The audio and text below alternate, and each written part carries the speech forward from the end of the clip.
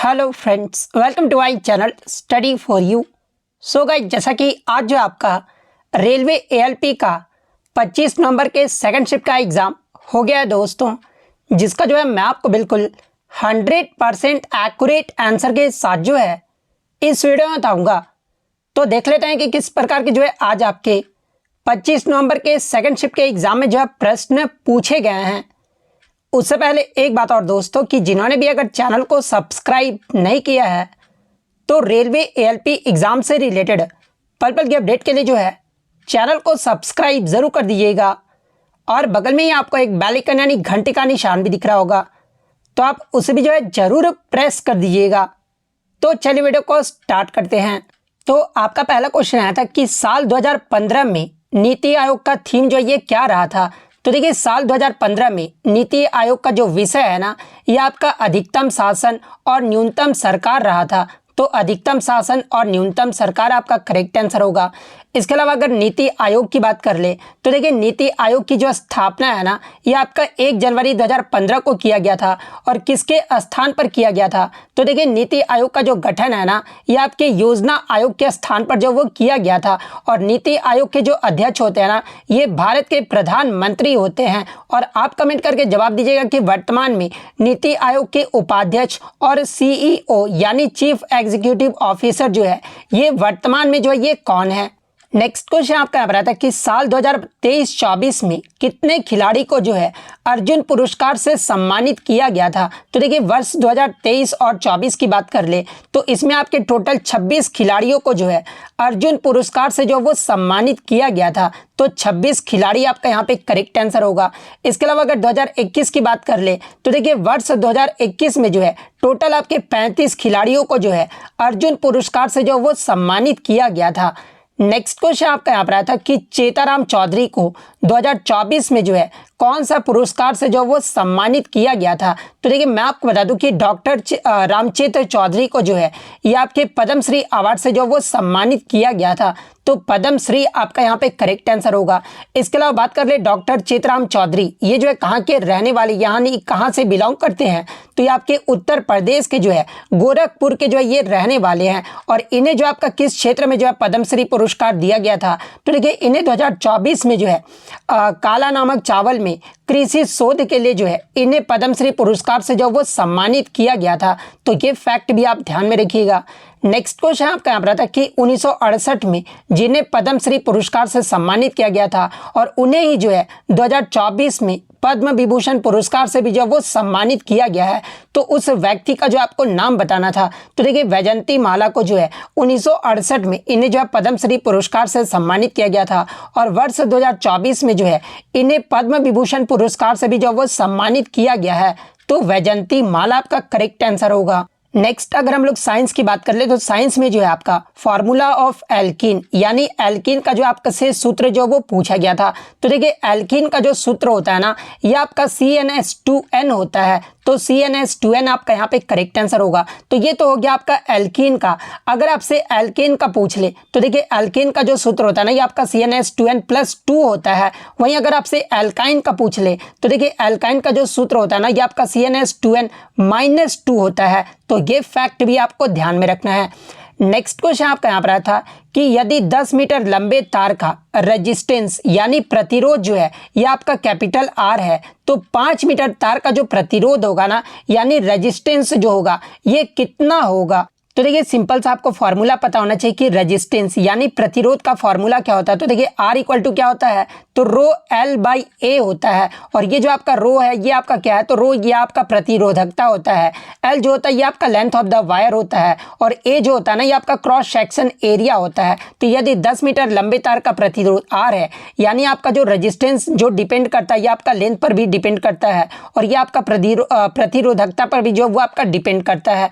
और पूछा गया था ये 5 मीटर तार का जो प्रतिरोध होगा ना, ये आपका कितना होगा। तो आप इस फॉर्मूले से सिंपल ये अनुमान लगा सकते थे कि आपका R equal to row L/A होता है। तो R आपका डायरेक्टली प्रोपोर्शनल किसका होता है, तो ये आपका लेंथ का होता है। तो जब 10 मीटर लंबे तार का प्रतिरोध R होगा तो आपका ये 5 मीटर तार का प्रतिरोध पूछा जा रहा है, तो यहाँ पर आपका हाफ कर दिया जा रहा है। तो R इक्वल टू आपका 5 मीटर तार का प्रतिरोध कितना हो जाएगा, तो ये आपका R/2 हो जाएगा। ये ऑप्शन में अगर R/2 दिया होगा तो R/2 आपका करेक्ट आंसर होगा। अगर ऑप्शन में आपका R/2 नहीं दिया गया होगा, 0.5 आपका दिया गया होगा, तो फिर आपका 0.5 आपका यहाँ पे करेक्ट आंसर होगा। नेक्स्ट क्वेश्चन आपका यहाँ पर आता है कि एक वस्तु को अवतल दर्पण यानी कनकेव मिरर से 20 सेंटीमीटर की दूरी पर रखा गया है और छवि जो है ना यानी आपका जो इमेज बनता है ये आपका सेंटर ऑफ कर्वेचर यानी आपका वक्रता केंद्र पर बढ़ता है। तो आपसे जो है मैग्निफिकेशन का वैल्यू यानी आवर्धन का मान जो वो पूछा गया था। तो सपोज कीजिए कि आपका ये आपका एक कनकेव मिरर, इस प्रकार से आपका कनकेव मिरर होता है, ठीक है, और ये बीच में आपका क्या होता है, तो पोल होता है, और एक अवतल दर्पण से 20 सेंटीमीटर की दूरी पर आपका जो एक ऑब्जेक्ट रखा गया है। तो मान लीजिए आपका यहाँ पर ये 20 सेंटीमीटर है और यहाँ पर आपका जो है वो ऑब्जेक्ट जो है वो रखा गया है, ठीक है, और छवि जो है आपका वक्रता केंद्र पर बनता है। तो देखिए आपको यहाँ पर ये पता होना चाहिए कि कनकेव मिरर में आपका जो छवि है ये सेंटर ऑफ कर्वेचर पर कब बनता है। तो जो देखिए जब वस्तु आपका सेंटर ऑफ कर्वेचर पर रखा जाता है तभी जो आपका जो प्रतिबिंब है ना ये आपका सेंटर ऑफ कर्वेचर पर बनता है, यानी यहाँ पर आपका ना छोटा होगा ना बड़ा होगा, यानी आपका समान आकार का होगा। तो इसमें जो आपका आवर्धन का जो मान होगा ना यानी मैग्निफिकेशन का जो वैल्यू होगा ना वो आपका -1 होगा। तो m इक्वल टू -1 जिन्होंने भी ऑप्शन पे टिक किया होगा उनका यहाँ पे करेक्ट आंसर होगा। नेक्स्ट क्वेश्चन आपका यहाँ पर आता है कि जब स्लैक्ड लाइम यानी बुझे चूने को जो है क्लोरीन के साथ अभिक्रिया कराई जाती है तो आपका प्रोडक्ट जो है यानी उत्पाद जो है ये क्या बनेगा। तो देखिए बुझे हुए चूने को हम लोग क्या कहते हैं, तो देखिए बुझे हुए चूने को ही जो है हम लोग आपका कैल्शियम हाइड्रोक्साइड जो वो कहते हैं, और कैल्शियम हाइड्रोक्साइड का सूत्र क्या होता है, तो ये आपका CaOH2 का होल ट्वाइस होता है। और जब हम लोग इससे क्लोरीन से जब हम लोग रिएक्ट कराएंगे तो हमारा जो प्रोडक्ट बनता है ना वो क्या बनता है, तो CaOCl2 बनता है, यानी इसे ही हम लोग क्या कहते हैं, तो कैल्शियम ऑक्सीक्लोराइड कहते हैं। और CaOCl2 का ये किसका फॉर्मूला होता है, तो ये आपका ब्लीचिंग पाउडर यानी विरंजक चूर्ण जो है ये आपका इसका जो वो फॉर्मूला होता है। तो देखिए जब बुझे हुए चूने को क्लोरीन के साथ अभिक्रिया कराया जाता है तो हमें जो प्रोडक्ट मिलता है ना वो ब्लीचिंग पाउडर मिलता है। तो ब्लीचिंग पाउडर आपका यहाँ पे करेक्ट आंसर होगा। नेक्स्ट क्वेश्चन आपका यहाँ पर आता है कि बैरियम क्लोराइड और एल्यूमिनियम सल्फेट का आपका रिएक्शन कराया गया था और इसमें पूछा गया था, 4 ऑप्शन आपका दे दिया गया था इस प्रकार से, और इसमें पूछा गया था कि कौन सा आपका जो रिएक्शन है ना वो आपका बैलेंस्ड केमिकल इक्वेशन है। तो देखिए सबसे पहले अगर हम लोग ऑप्शन 2 की ओर देख ले तो यहाँ पर आपका बेरियम में जो आपका 1 है, तो यहाँ आपका बैरियम इधर आपका 1 है, इधर भी आपका बैरियम 1 है। लेकिन हम लोग जब सल्फेट को देखेंगे तो यहाँ पर सल्फेट जो आपका 3 है, और इधर जब सल्फेट को देखेंगे तो यहाँ पर 1 ही है। तो ये हमारा बैलेंस्ड इक्वेशन नहीं है, यानी ऑप्शन 2 तो आपका गलत हो जाएगा। जब हम लोग ऑप्शन 1 की ओर देखें तो देखिए इसमें आपका बैरियम में जो है कितना है, तो बैरियम में आपका 3 है और इधर बैरियम में भी आपका 3 है, तो ये तो आपका सही दिया गया है। उसके बाद हम लोग अगर सल्फेट को देख ले तो सल्फेट में जो आपका 3 इधर है और इधर भी आपका 3 सल्फेट है, आप यहाँ पे देख सकते हैं 3SO4 आपका दिया गया है, तो ये भी आपका सही है। और एल्यूमिनियम भी आप यहाँ पे देख सकते हैं Al आपका यानी Al2 यानी 2 एल्यूमिनियम इधर है और इधर भी आपका 2Al है, यानी ऑप्शन 1 जो था ना ये आपका बैलेंस्ड केमिकल इक्वेशन था। तो इस ऑप्शन में जिन्होंने भी चूज किया होगा उनका यहाँ पे करेक्ट आंसर होगा। नेक्स्ट क्वेश्चन आपका यहाँ पर आता है कि which hormone is found in greater concentration in fruits and flowers, यानी फलों और फूलों में जो है कौन सा हार्मोन जो है अधिक मात्रा में जो वो पाया जाता है। तो देखिए मैं आपको बता दूं कि फलों और फूलों में जो है ये आपका जो साइटोकाइनिन जो हार्मोन होता है ना ये आपका सबसे ज़्यादा मात्रा में जो है ये आपका पाया जाता है। तो साइटोकाइनिन हार्मोन आपका यहाँ पे करेक्ट आंसर होगा। नेक्स्ट क्वेश्चन आपका यहाँ पर था कि मोटर के प्रति सेकंड कार्य करने की दर को जो ये क्या बोलते हैं। तो देखिए मोटर कह लीजिए या फिर कार्य करने की दर को ही जो है ये आपका क्या कहा जाता है, तो इसे जो आपका पावर यानी हिंदी में इसे जो है शक्ति जो है वो कहा जाता है। तो पावर आपका यहाँ पे करेक्ट आंसर होगा। नेक्स्ट क्वेश्चन आपका यहाँ पर आता है कि what is not secreted by the stomach, यानी अमाशय से जो है आपका क्या नहीं निकलता है। जहाँ पे ऑप्शन भी मैं आपको बता दूं कि क्या क्या दिया गया था। तो पहला ऑप्शन में आपका पेप्सिन एंजाइम दिया गया था, सेकंड ऑप्शन में जो है आपका यहाँ पर हाइड्रोक्लोरिक एसिड जो वो दिया गया था, थर्ड ऑप्शन जो ये आपका म्यूकस जो है वो दिया गया था, और फोर्थ ऑप्शन जो था ना ये आपका सलाइवा यानी लार जो है वो दिया गया था। तो देखिए आपका अमाशय से तो है आपका पेप्सिन एंजाइम तो आपका निकलता ही है, हाइड्रोक्लोरिक एसिड भी जो आपका निकलता है, म्यूकस भी जो आपका निकलता है, लेकिन सलाइवा यानी लार जो ये आपका नहीं निकलता है। तो लार आपका यहाँ पे करेक्ट आंसर होगा। नेक्स्ट क्वेश्चन आपका यहाँ पर आता है कि थॉमसन का जो परमाणु मॉडल से जो आपका प्रश्न पूछा गया था, और प्रश्न ये पूछा गया था कि थॉमसन का जो परमाणु मॉडल था ना, ये किस पे जो आपका विफल यानी आपका जो है अनसक्सेसफुल जो वो रहा था।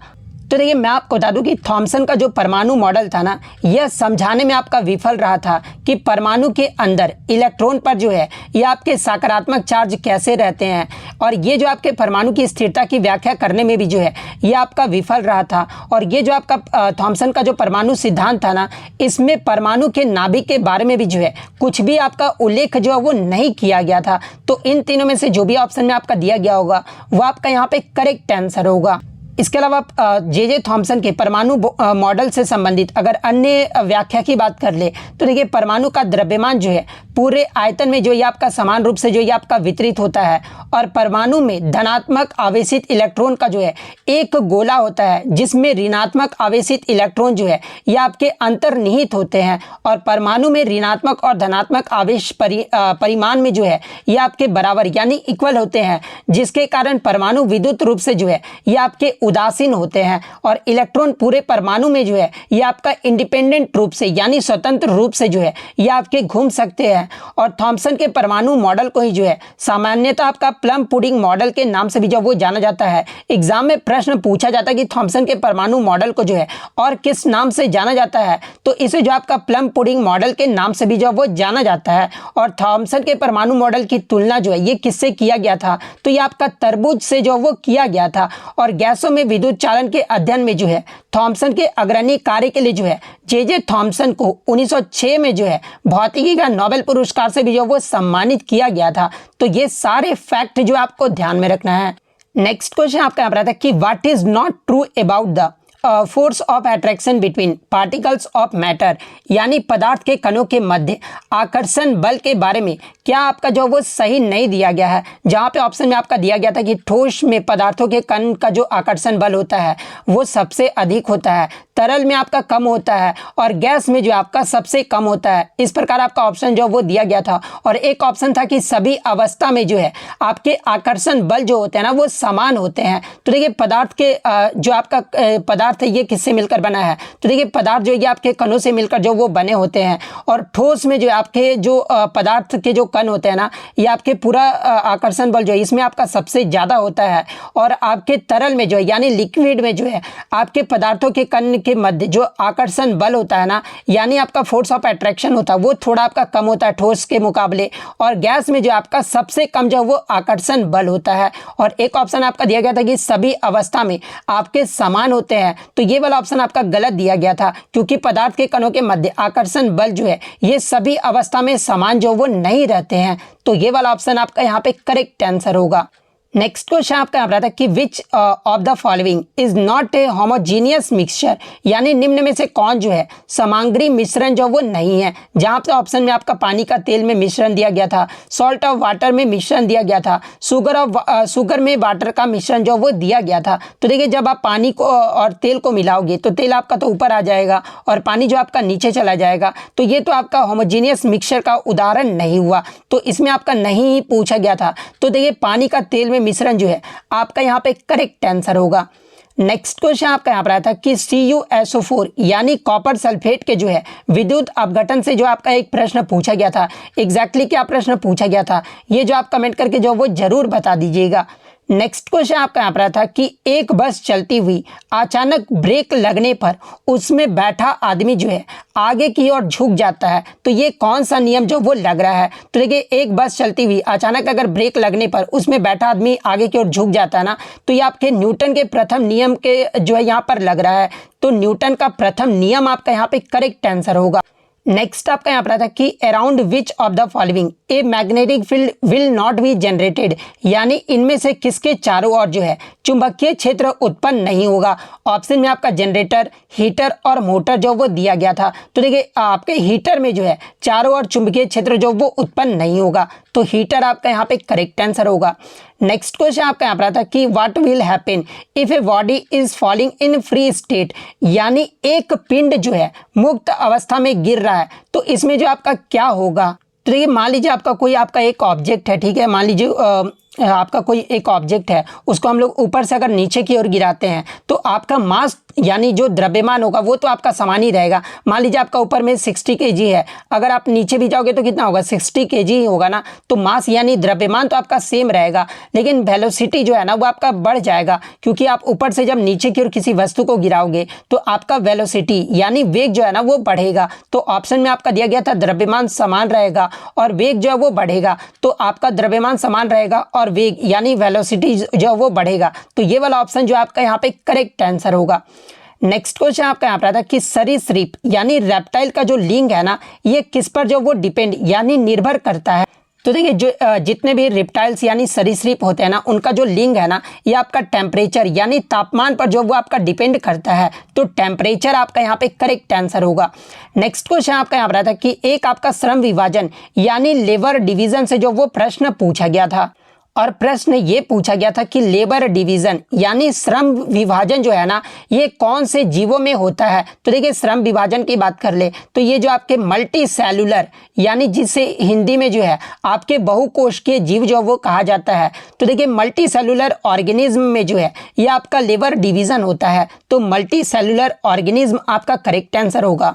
नेक्स्ट आपका यहाँ पर आता है कि किसी अपारदर्शी वस्तु पर, अपारदर्शी कहने का मतलब कि ओपेक्यू वस्तु पर जो है आपका लाइट पड़ता है तो कैसे जो ये आपका निकलता है। तो देखिए किसी भी अपारदर्शी वस्तु पर आपका जब लाइट जो पड़ता है ना तो ये जो आपका विक्षेपण यानी स्कैटरिंग जो वो होता है, तो विक्षेपण यानी स्कैटरिंग आपका यहाँ पे करेक्ट आंसर होगा। तो इतने क्वेश्चन जो है आज मुझे बच्चों के द्वारा मिले हैं जो कि 100% रियल और ऑथेंटिक है। तो अगर वीडियो अच्छी लगी हो तो वीडियो को जो है लाइक ज़रूर कर दीजिएगा, और अगर आप चैनल पर नए हैं तो चैनल को सब्सक्राइब ज़रूर कर दीजिएगा। तो मिलते हैं नेक्स्ट वीडियो में, तब तक thank you, all the best.